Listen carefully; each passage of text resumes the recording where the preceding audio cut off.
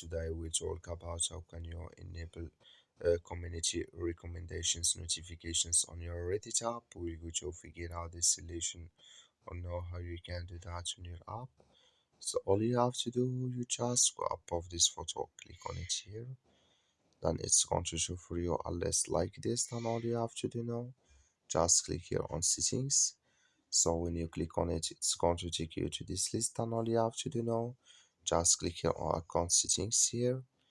So then it's going to take you to this list here. Then you click here on manage notifications and you come to this list here. Then all you have to do now, just go down here.